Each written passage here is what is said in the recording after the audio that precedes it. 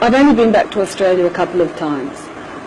But as soon as I got off the plane, I felt like an alien in my own country. Because I'd become, there was a magic in Pakistan. There was something so powerful here and so beautiful. Under the greyness, under the dust, under the chaos of Karachi, under the poverty, the pollution, yet something was shining through. So I got off the plane in Sydney and I thought, Ya Allah, what have I come back here for?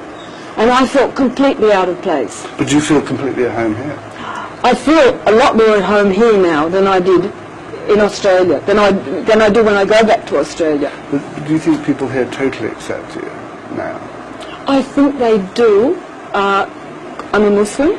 Yeah, I mean, that helps. That helps so much. So do you think that if I were to live here permanently, converting to Islam is something that one has to do to become fully accepted? I think you don't even think like that. I think becoming a Muslim is between you and Allah subhanahu wa ta'ala. It's not a matter of becoming a Muslim to fit in. Right.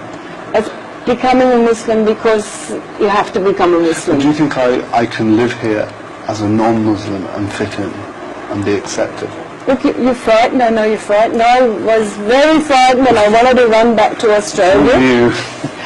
But when I got here, Pakistan, the way I described it in some writing I was doing, I said Pakistan ripped me apart. It ripped me apart because I felt love coming to me from so many people. And I just was reciprocating with love. And it was everywhere I went. I would be crying because I'd be encountering humanity. Humanity in exalted humanity, bereft humanity, poverty-stricken, every conceivable thing, every conceivable type of person. And I had this amazing love, which I'd never had in Australia. I'd never sort of really experienced that. I wanted to run away, but I didn't run away. I said, okay, Allah subhanahu wa ta'ala, God has put me here for a reason. There's something here for me. And I've got to just hang in, and inshallah it will reveal itself, you know? Where all the work's done. And these are some of my books. That's my first book. And The Sky Is Not the Limit. And I present you with a copy. Thank you very much. Book. Now this is my third book, but it's too heavy for you at the moment. It's a very heavy book on Sufism. When you've absorbed this and you've got all your spiritual nourishment from that, then I'll move on to this. Okay? Shalom. With Sufism, the knowledge that you're looking for is not going to be found in the books. It's going to be found in your heart.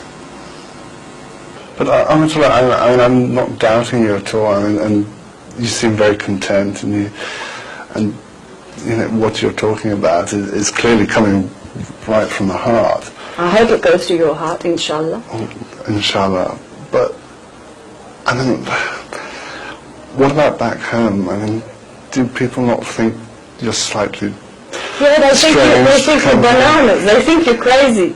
And I don't want to lose my friends and family back home. I don't think that's necessary to lose. Like, I didn't see my mother for 17 years after I embraced Islam. She is very, very, very unhappy. And maybe a lot of the fault was me because I didn't go gently enough with her. I should have been more gentle. In the early days I was very strict. Right. Scarf and tie, no hair and anything. So that would have frightened her, And if I'd been a little bit easier, maybe. So don't worry. Do it through the grace of Allah. Everything will be all right. But she looked so content. Shukr, alhamdulillah.